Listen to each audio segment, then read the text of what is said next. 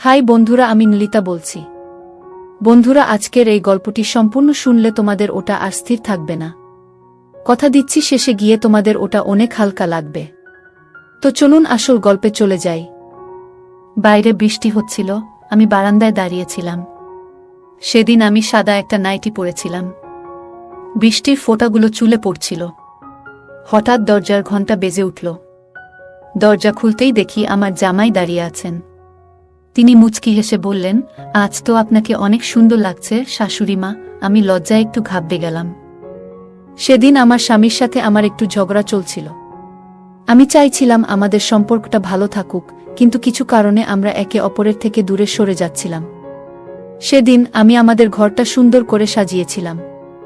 রাতে আমার স্বামী আসবে ভেবে অপেক্ষা করছিলাম, কিন্তু হঠাৎ করে জামাই ঘরে ঢুকলেন। তিনি মজা করে বললেন, এই সুন্দর ঘরের সাজ কার জন্য?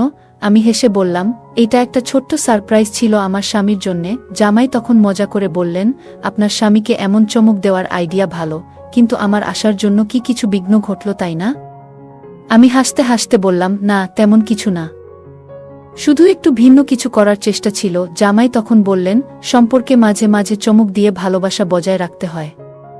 আর আপনি সবসময় এমন উদ্ভাবনী চিন্তা করেন, সেটা প্রশংসনীয়। আমরা হাসিমজার মধ্যে কিছুক্ষণ গল্প করলাম এবং পরে জামাই আমাকে বিছানায় বসতে বললেন। তারপর জামাই আমাকে কিছু না বলেই। আজকের গল্পটা অনেক স্পেশাল, তাই সবাই রেডি হয়ে যাও। বন্ধুরা, দয়া করে গল্পগুলো ভালো লাগলে ভিডিওটি লাইক, শেয়ার এবং চ্যানেলটি সাবস্ক্রাইব করো প্লিজ। আমার বয়স 30 হলেও আমি আমার শরীরের অনেক যত্ন নিতাম, তাই এখনও আমাকে কম বয়সী মনে হয়। আমার স্বামীর অবহেলার কারণে আমি আমার মেয়ে জামাইকে মনে মনে অনেক ভালোবাসতাম। তাকে আমার মনের কথা জানাতাম। আমার জামাই আমার কষ্টগুলো বুঝত, তাই সে আমার পাশে সব সময় থাকত। আমি আমার মেয়ের জামাইয়ের সাথে কিছু কথা বলছিলাম, এমন সময় হঠাৎ আমার স্বামী রাহুল বাড়িতে চলে এলো। সে আগে থেকে বলেছিল যে সে 1 ঘন্টা আগেই আসবে, কিন্তু আজও সে দেরি করল। সময় মতো এলে জামাইকে দরজা থেকে বিদায় জানাতে পারতাম। বাড়িতে এসে সে প্রথমেই জামাইকে জড়িয়ে ধরল, কিন্তু আমাকে দেখল না, যা দেখে আমার একটু রাগ হলো। ঘরে বসে আমি কিছু চিন্তা করছিলাম, জামাইও আমার পাশে বসেছিল। আমি তখন ভাবনার মধ্যে এতটাই ডুবেছিলাম যে হঠাৎ জামাই আমার দিকে হাত বাড়িয়ে বলল, শাশুড়ি মা, আপনি কি চিন্তায় আছেন? আমি একটু চমকে উঠলাম। সে মৃদু হাসিতে বলল, তাহলে এখানে একা একা কি ভাবছেন? আমি একটু লজ্জা পেয়ে হেসে বললাম, না, তেমন কিছু না, কিছু কাজের চিন্তা। আমরা গল্প করতে করতে আমি তাকে আমাদের সাজানো ঘরটা দেখালাম, যেটা আমি রাহুলের জন্য সাজিয়েছিলাম। জামাই প্রশংসা করে বলল, এটা খুব সুন্দর হয়েছে। আমি হেসে বললাম, ভেবেছিলাম রাহুলকে চমক দেব, কিন্তু তুমি এসে পড়লে। জামাই বলল, সম্পর্কে মাঝে মাঝে এমন ছোট ছোট চমক দেওয়া প্রয়োজন, এতে ভালোবাসা টিকে থাকে। এরপর আমরা কিছুক্ষণ গল্প করলাম এবং সে আমাকে বলল, কোনো সমস্যা হলে আপনি আমাকে বলবেন, আমি আছি আপনার পাশে। তার কথায় আমার মন একটু হালকা হলো আর আমি স্বাভাবিক অনুভব করতে শুরু করলাম। কারণ আমাকে আমার স্বামী ভালোবাসে না, সব সময় আমার কাছ থেকে দূরে থাকে আর আমার সাথে অনেক ঝগড়া করে। তাই আমি মনে মনে ভাবছিলাম আমার জামাইকে আমার কাছেই রাখব, তাকে আমার মনের সুখ দুঃখের কথা জানাবো। পরের দিন রাহুল যথারীতি তার কাজের জন্য বেরিয়ে গেল। জামাই তখনও বাড়িতে ছিল। সে জানালো যে 10টায় তার অফিসে যেতে হবে। জামাই অনেক ফিট এবং সুদর্শন, এবং তার ব্যক্তিত্ব দেখেই বোঝা যায় সে দায়িত্বশীল। সে নাস্তা করে নিজের কাজে লেগে গেল। আমি তার কাজের প্রতি যত্ন দেখে মনে মনে খুশি হলাম। জামাই যাওয়ার আগে আমাকে বলল, আপনারা যদি চান আজ সন্ধ্যায় ক্যান্ডল লাইট ডিনার করতে পারেন। গতকাল আমি সময় এসে আপনাদের পরিকল্পনায় ব্যাঘাত ঘটিয়েছিলাম। আজ আমি দেরিতে ফিরব, আপনারা নিজেদের মতো সময় কাটাতে পারেন। আমি হাসি দিয়ে তার কথা মেনে নিলাম। আর মনে মনে ভাবলাম, সম্পর্কগুলো কত সুন্দরভাবে পরিপূর্ণ হতে পারে যদি আমরা একটু যত্নশীল হই। রাহুল সারা দিন আমার সাথে খুব একটা কথা বলেনি, যদিও আমি বিকেলে তার জন্য ডিনার রেডি করেছিলাম। সন্ধ্যায় যখন সে বাড়িতে এলো, তাকে কিছুটা ক্লান্ত দেখাচ্ছিল। আমরা একসাথে ডিনার করলাম, কিন্তু আমি তাকে কোনো কিছুতে চাপ দিইনি, কারণ তাকে দেখেই মনে হচ্ছিল খুব পরিশ্রান্ত। আসলে রাহুল আমার স্বামী, এবং আমাদের জীবনে সময় কাটানোর আরও অনেক সুযোগ আসবে। তাই সেদিন তাকে আর কিছু না বলে শান্তিতে ঘুমাতে দিলাম। রাতে যখন সে ঘুমিয়ে পড়ল, আমি কিচেন পরিষ্কার করতে লাগলাম। তখন প্রায় রাত 10টা বেজে গেছে এবং আমি আমার নীল গাউন পরেছিলাম। আমার জামাই তখনও বাড়ি ফেরেনি। আমি ভাবছিলাম তাকে ফোন দেব কিনা, ঠিক তখনই দরজা খুলে গেল এবং সে বাড়িতে ঢুকল। আমি তাকে জিজ্ঞেস করলাম, তুমি কি খেয়েছ? সে জানালো, হ্যাঁ, সে বাইরে খেয়েছে। কিছুক্ষণ পর সে নিজের ঘরে চলে গেল আর আমি আমার ঘরে ফিরে গেলাম। আমি শুয়ে শুয়ে আমার জামাইয়ের কথা ভাবছিলাম। এইভাবেই দিনগুলো কেটে যাচ্ছিল। আমার জামাই সকাল 10টা থেকে বিকেল 5টা পর্যন্ত অফিস করত। সে প্রায়ই আমাকে বাড়ির কাজে সাহায্য করত। তার এই সহযোগিতা দেখে আমি ভাবলাম, আমার মেয়ে কত ভাগ্যবতী যে এমন একজন যত্নশীল এবং সাহায্যকারী মানুষকে জীবনসঙ্গী হিসেবে পেয়েছে।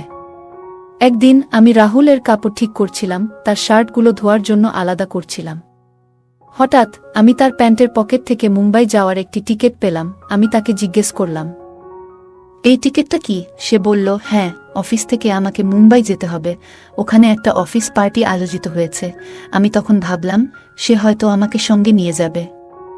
আমি তাকে বললাম, পার্টিতে আমাকে সঙ্গে নিয়ে চলো, আমাদের একসাথে ভালো সময় কাটানো হবে। কিন্তু সে হেসে বলল, এই পার্টি অফিসের সবার জন্য, এটা পারিবারিক কোনো আয়োজন নয়, তাই তুমি যেতে পারবে না। তার কথায় আমি একটু হতাশ হয়ে পড়লাম, কারণ আমি আশা করেছিলাম হয়তো আমরা একসঙ্গে সময় কাটাবো। পরের দিন সে মুম্বাই চলে গেল 4 দিনের জন্য। সেই সময় আমার জামাইও অফিসে পার্টির জন্য প্রস্তুতি নিচ্ছিল। সে আমাকে তার অফিসের পার্টিতে নিয়ে যাওয়ার প্রস্তাব দিল। আমার স্বামী যেখানে আমাকে কোথাও নিয়ে যেতে আগ্রহী ছিল না, সেখানে আমার জামাই আমাকে ভালো সময় কাটানোর সুযোগ দিল। আমি অনেক সুন্দর একটি নীল শাড়ি পরেছিলাম, যা আমাকে অনেক সুন্দর লাগছিল। জামাই আমাকে দেখে অবাক হয়ে গেল, বলল, শাশুড়ি মা, তোমাকে অনেক সুন্দর লাগছে। আমি তার কথায় একটু লজ্জা পেয়ে গেলাম। আমরা একসাথে সেই পার্টিতে গিয়েছিলাম আর আমি খুবই ভালো সময় কাটিয়েছিলাম। সে আমাকে খুব যত্ন সহকারে সারা পার্টিতে নিয়ে ঘুরল, যেন আমি তার খুবই আপনজন। পার্টি থেকে বাড়ি ফেরার পথে আমি তাকে জিজ্ঞাসা করলাম, তুমি আমাকে পার্টিতে কেন নিয়ে গেলে? জামাই হেসে উত্তর দিল, শাশুড়ি মা, পার্টি শুধু কর্মচারীদের জন্য নয়, মাঝে মাঝে পরিবারকেও সঙ্গে নেওয়া উচিত। তার কথা শুনে আমার ভালো লাগলো এবং আমি বুঝতে পারলাম সে আসলে আমাকে সম্মান দেখাতে চেয়েছিল। পরে রাতে যখন আমি আমার ঘরে পোশাক বদলাচ্ছিলাম, তখন আমার ড্রেসের হুক খুলতে পারছিলাম না। রাহুলও বাড়িতে ছিল না, তাই আমি একটু দুশ্চিন্তায় পড়েছিলাম। ঠিক সেই সময় জামাই এসে আমার হুক খুলতে সাহায্য করল এবং তারপর দ্রুত ঘর থেকে বেরিয়ে গেল। কিছুক্ষণ পরে আমি বাইরে এসে তাকে জিজ্ঞাসা করলাম, তোমার কি কোনো সমস্যা হয়েছে? সে মুচকি হেসে বলল, হ্যাঁ শাশুড়ি মা, আমার ঘরের এসি নষ্ট হয়ে গেছে। এত গরমে এসি ছাড়া ঘুমানো খুব মুশকিল। আমাদের বাড়িতে মাত্র 2টি এসি ছিল, একটি আমার ঘরে এবং অন্যটি অতিথি ঘরে, যেখানে জামাই থাকত। তার সমস্যার কথা শুনে আমি তাকে আমার ঘরে এসে ঘুমাতে বললাম। সে রাতে জামাই আমার ঘরে এসে ঘুমালো। যদিও আমি কিছুটা অস্বস্তি অনুভব করছিলাম, তবুও আমি তার কষ্টের কথা ভেবে কিছু বলিনি। পরের দিন তার ছুটি ছিল এবং আমাদের বাড়ির রেশন প্রায় শেষ হয়ে গিয়েছিল। আমি বাইরে রেশন কিনতে যেতে চাইলাম, কিন্তু রাহুল টাকা দিয়ে যায়নি। আমি একটু চিন্তায় পড়ে গেলাম। ঠিক সেই মুহূর্তে জামাই বলল, মা, আমি এই বাড়ির সদস্য, আপনি চিন্তা করবেন না। এই মাসের রেশন আমি কিনে দেব। আজ দুপুরের খাবার আমরা বাইরে খাবো। তার কথায় আমি স্বস্তি পেলাম এবং আমরা বাইরে বেরোনোর জন্য প্রস্তুতি নিলাম। প্রথমে জামাই আমাকে একটি রেস্টুরেন্টে খাওয়াতে নিয়ে গেল। খাওয়া দাওয়া শেষ হলে আমরা মলে শপিং করতে গেলাম। মলে যা কিছু আমার পছন্দ হলো, জামাই তা আমাকে কিনে দিল। রেশনের পাশাপাশি আমি নিজের জন্য অনেক কিছু কিনলাম এবং সমস্ত খরচ জামাই দিল। রাহুল প্রায়ই আমাকে বকাঝকা করত যদি আমি রেশনের বাইরে কিছু কিনতাম, কিন্তু জামাই কিছুই বলল না। সে চুপচাপ যা কিছু দরকার ছিল সবই কিনে দিল। তার এমন ব্যবহারে মাঝে মাঝে মনে হচ্ছিল যেন সে আমাকে খুশি করার চেষ্টা করছে। সেদিন রাতে আমি মল থেকে কেনা নতুন নাইট ড্রেসটি পরেছিলাম। জামাই আমাকে সেই ড্রেসে দেখে একটু বিস্মিত হয়ে গেল এবং বলল, শাশুড়ি মা, আপনি খুব সুন্দর লাগছেন। সেই রাতে আবারও সে আমার ঘরে ঘুমাতে এসেছিল, কারণ অতিথি ঘরের এসি নষ্ট হয়ে গিয়েছিল। মাঝরাতে ঘুমের মধ্যে আমি বুঝতে পারি যে আমি তার খুব কাছে চলে এসেছি। ঘুম থেকে উঠে আমি দ্রুত দূরে সরে গেলাম এবং নিজের কাজে মন দিলাম। আজও জামাই ছুটি নিয়েছিল। নাশতা সেরে আমি যখন রান্নাঘরে বাটি পরিষ্কার করছিলাম, তখন সে পেছন থেকে এসে হালকা চিমটি কাটল। আমি চমকে গেলাম এবং হঠাৎ ভারসাম্য হারিয়ে তার উপর পড়ে গেলাম। সেই মুহূর্তে আমরা একে অপরের খুব কাছাকাছি ছিলাম এবং আমার হাতের ময়দা তার মুখে লেগে গেল। এটি দেখে আমরা দুজনেই হেসে উঠলাম। সে মুচকি হেসে বলল, আপনার পেটে একটা পিঁপড়া ছিল, সেটাই সরানোর চেষ্টা করছিলাম। আমরা কিছুক্ষণ হেসে নিলাম, তারপর আবার নিজের কাজে ফিরে গেলাম। কিন্তু তার দয়া ও যত্ন আমার মনের মধ্যে রয়ে গেল। সেদিন থেকে আমি ভাবতে শুরু করলাম, যদিও আমার স্বামী আমাকে প্রায় উপেক্ষা করত, জামাই কিন্তু সবসময় আমার খেয়াল রাখত। তার বয়স আমার স্বামীর চেয়ে একটু কম হলেও সে অনেক বেশি যত্নবান এবং স্মার্ট ছিল। সে আমাকে একদিন বলেছিল, কোনো নারীর কিভাবে যত্ন নিতে হয় তা আমি ভালোই জানি। রাতে রাহুল বাড়ি ফিরে আসে এবং আমি নতুন নাইট ড্রেস পরেছিলাম। রাহুল অবাক হয়ে আমাকে জিজ্ঞাসা করল, এই ড্রেস কোথা থেকে এলো? আমি তাকে বললাম, আমি কিছু টাকা জমিয়েছিলাম, তাই নিজের জন্য এই ড্রেস কিনেছি। সে সন্দেহের চোখে আমাকে দেখল, কিন্তু আমি তার সন্দেহের কোনো গুরুত্ব দিলাম না। যিনি নিজের স্ত্রীর যত্ন নেন না, তার দৃষ্টিভঙ্গি নিয়ে ভাবার প্রয়োজনও নেই। আমার মনে হচ্ছিল, আমার যত্ন করার মানুষ হয়তো দায়িত্ব নিয়ে নেই, কিন্তু জামাই আমাকে সবসময় সম্মান দিয়ে দেখেছে। তার আচরণে বুঝতে পেরেছি সে আমাকে সঠিকভাবে দেখভাল করতে পারে। আমি তখন বুঝে গিয়েছিলাম, এই সম্পর্কের যত্ন করতে হবে যাতে এর সৌন্দর্য বজায় থাকে। সেই দিন থেকে আমি একটু রাহুলের কাছ থেকে দূরত্ব রাখার চেষ্টা করছিলাম। পরের দিন রাহুল এবং জামাই দুজনেই নিজেদের সময় মতো অফিসে চলে গেল। আমি কিচেনে কাজ করতে করতে ভাবছিলাম, আমি কি ভুল করছি? জামাইদের প্রতি আমার আকর্ষণ কি আমার স্বামী রাহুলের প্রতি অন্যায়? এই ভাবনার সঙ্গে আমি একটি পরীক্ষা নেওয়ার সিদ্ধান্ত নিলাম। আমি রাহুল এবং জামাইকে একটি মেসেজ পাঠালাম, আমার শরীর খুব খারাপ লাগছে। দরজা খোলা আছে, আমি আমার ঘরে বিশ্রাম নিচ্ছি। মেসেজ পাঠানোর কিছুক্ষণ পর জামাই দ্রুত বাড়ি চলে এলো। ঘরে ঢুকেই সে আমার ঘরে এসে আমার অবস্থা দেখতে লাগল। তার মুখে চিন্তার ভাব স্পষ্ট ছিল। আমি তখন হেসে উঠলাম। জামাই কিছুটা অবাক হয়ে বলল, এটা মজা করার সময় নয়। আপনি বললেন আপনার শরীর খারাপ, আমি তো খুব চিন্তিত হয়ে পড়েছিলাম। আসলে কি হয়েছে? আমি তখন তার হাত ধরলাম এবং বললাম, আমার কিছু হয়নি, আমি একদম ঠিক আছি। আমি শুধু পরীক্ষা করতে চেয়েছিলাম কে বেশি আমার যত্ন নেয়। তুমি আজ এই পরীক্ষায় পাশ করলে। জামাই আমার কথা বুঝে হালকা হেসে ফেলল। আমরা ধীরে ধীরে কাছাকাছি আসতে লাগলাম, কিন্তু ঠিক তখনই রাহুল ঘরে ঢুকে পড়ল। আমাদের একসঙ্গে দেখে তার চোখ বিস্ময়ে বড় হয়ে গেল। সে দ্রুত এগিয়ে এসে আমাকে জামাই থেকে দূরে সরিয়ে দিল এবং অবাক হয়ে জিজ্ঞাসা করল, এটা কি হচ্ছে? তুমি কি তোমার জামাইয়ের সঙ্গে এভাবে থাকতে পারো? রাহুল খুব রেগে গিয়ে বলল, তুমি একবারও আমার কথা ভাবনি? তোমার কি একটুও খেয়াল হয়নি যে তুমি কি করছা? আমি শান্তভাবে উত্তর দিলাম, না রাহুল। যখন তুমি তানিয়ার সঙ্গে থাকো তখন কি তোমার মনে একবারও আমার কথা আসে? আজ আমি জানতাম তুমি আমার কোনো খবর নেবে না, তাই ইচ্ছে করে তোমাকে দম্পতির মতো তোলা আমার আর জামাইয়ের একটা সেলফি পাঠিয়েছিলাম। মেসেজেও ইচ্ছে করে লিখেছিলাম, আমি তার সঙ্গে ভালো সম্পর্ক তৈরি করছি। রাহুল অবাক হয়ে বলল, তানিয়া, তুমি কি এসব বকছো কেন? তখন আমি তার মিথ্যার সব প্রমাণ তুলে ধরলাম। ওর এবং তানিয়ার ছবিগুলো দেখালাম। আমি তার সম্পর্কের সবকিছু আগে থেকেই জানতাম, কিন্তু এতদিন নিজের দাম্পত্য জীবনের জন্য চুপ ছিলাম। আমি ধৈর্য ধরে বললাম, অফিসের মিটিংয়ের নামে তুমি বাইরে গিয়ে তানিয়ার সঙ্গে সময় কাটাও, তার জন্য অনেক খরচ করো। অথচ আমি যখন ছোট্ট কিছু চাই তখনই তোমার মুখে শুধু খরচের কথা শোনা যায়।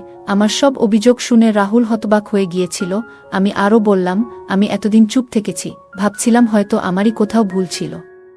কিন্তু তোমার আসল রূপটা জামাই আমাকে দেখিয়েছে।